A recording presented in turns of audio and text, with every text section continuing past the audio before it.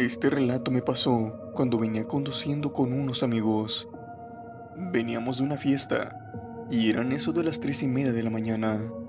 Estábamos todos pasados de copas, por lo que tuvimos la idea de ir a la playa, a una costa donde solamente hay arena. Vivo en el estado de Veracruz, así que es muy sencillo llegar a la playa. En el camino íbamos escuchando música muy fuerte y gritando. Era el año 2000, así que no había tantos retenes ni seguridad como lo hay ahora. En fin, mi amigo al que iba conduciendo iba a una velocidad algo elevada, y en el relajo y los gritos nos percatamos de algo, por lo que habíamos pasado por encima. Rápidamente mi amigo se detuvo, y hasta lo ebrio se nos había bajado. Lo que habíamos atropellado era grande. Pudimos sentirlo cuando le pasamos por encima con el coche, pero mi amigo muy alterado repetía lo mismo. No había nada en la carretera. No había nada. Yo estaba viendo hacia la carretera y no había nada. No había razón para hacer más alboroto. Lo que habíamos hecho lo habíamos hecho, y no había vuelta atrás. Uno de mis amigos sugirió que nos fuéramos, pero la verdad, no teníamos ese corazón. Tomamos la decisión de bajarnos y ver qué o quién era lo que habíamos atropellado. Vimos un rastro de sangre y en ese momento todos nos pusimos nerviosos. Tratamos de buscar de dónde provenía. Seguimos el rastro y pudimos ver que salía de la carretera y se internaba en el monte. Al principio creímos que se trataba de un animal, pero luego nuestra cara cambió cuando empezamos a oír un lamento. Este era el de una mujer. Esta no gritaba de dolor, sino más bien lo hacía como llorando. Pensamos que a lo mejor era ella, a quien habíamos atropellado. Estoy muy seguro que escuchamos el lamento provenir de un lado de la carretera, así que yo y otros dos nos adentramos en el monte. Cada vez oíamos el lamento más fuerte y más cercas, cuando de pronto los que se quedaron en el coche nos empezaron a gritar que volviéramos, pero de forma muy desesperada. Yo pensé que venía la policía o algo así. Los tres corrimos hacia el coche y nos subimos. Al estar adentro, nos contaron que una mujer se estaba acercando desde el otro extremo de la carretera. La mujer iba vestida de negro y en su vestido se podía ver sangre. Pero no era sangre común, era una sangre seca con coágulos. Ellos pensaron que necesitaba ayuda, pero cambiaron de idea cuando vieron la cara de la mujer. Decían que su cara era pálida y sus ojos eran completamente negros. Después de verlos, aquella mujer empezó a abrir su boca de forma inhumana. O sea, la estiró bastante por lo que me contaron. Y fue en ese momento donde nos gritaron.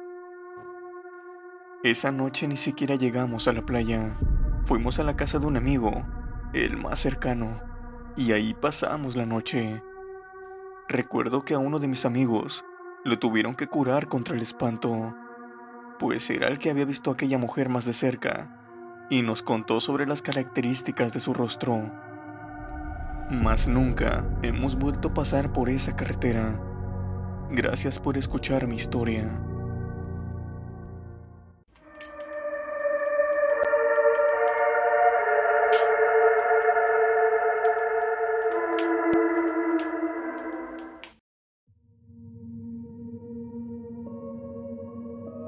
El siguiente relato me ocurrió cuando abordé un taxi. Había salido de mi trabajo y me encontraba con mucho sueño. El taxi iba a tardar en llegar a mi destino, así que decidí dormirme. Lo extraño comenzó aquí, ya que por lo regular no sueño, o si lo hago no me termino acordando sobre qué es lo que soñé, en la mayoría de los casos. El caso fue que en mi sueño iba en una camioneta en los asientos traseros y cuando estábamos pasando por una de las vías del tren, de las cuales recuerdo muy bien, la camioneta se detuvo y el tren nos impactó, conmigo dentro de la camioneta. Yo me desperté, dando un salto de la impresión. Por suerte aún no había llegado a mi destino, así que traté de despejar mi mente y saqué mi teléfono para evitar dormirme. Transcurrieron los minutos y empezó un embotellamiento.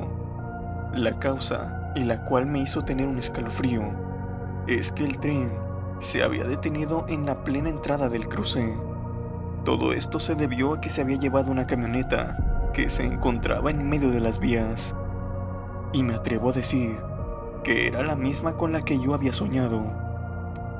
Pero esto no terminó aquí. Cuando estábamos desviándonos para pasar por otra calle, pude ver a alguien que estaba enfrente del tren. Era yo.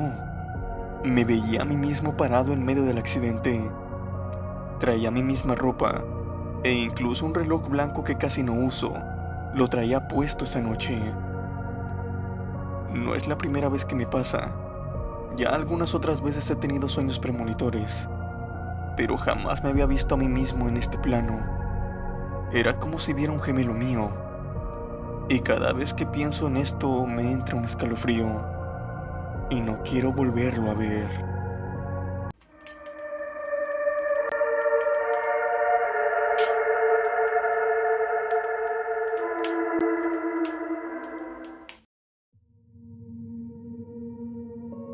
Este relato comienza con un hombre conduciendo a alta velocidad. Va retrasado. Uno de sus mejores amigos está por casarse y él es el padrino de bodas. Esa mañana había planeado todo con cuidado, precisamente para no tener que ir a las carreras, pero había tenido un pleito con su actual pareja, en la que los dos habían salido muy molestos. El resultado de todo esto es que el hombre iba algo distraído y había olvidado hacer algunas cosas. Por ende, iba sumamente retrasado. Había quedado con su amigo para ayudarle en algunos preparativos para la misa, pero él sabía que no iba a llegar a tiempo. En el mejor de los casos llegaría al comenzar la misa, y en el peor de estos, llegaría cuando ésta estuviera terminando. Si eso ocurría, terminaría viéndose como uno de los peores amigos, pues él traía el anillo de compromiso, ya que era su deber entregarlos. En su desesperación, el hombre aceleró de más, y no se dio cuenta de que un hombre anciano estaba cruzando la calle. Este sujeto trató de frenar, de girar el volante, pero sus intentos fueron en vano. Arrolló al sujeto con la parte derecha de su auto.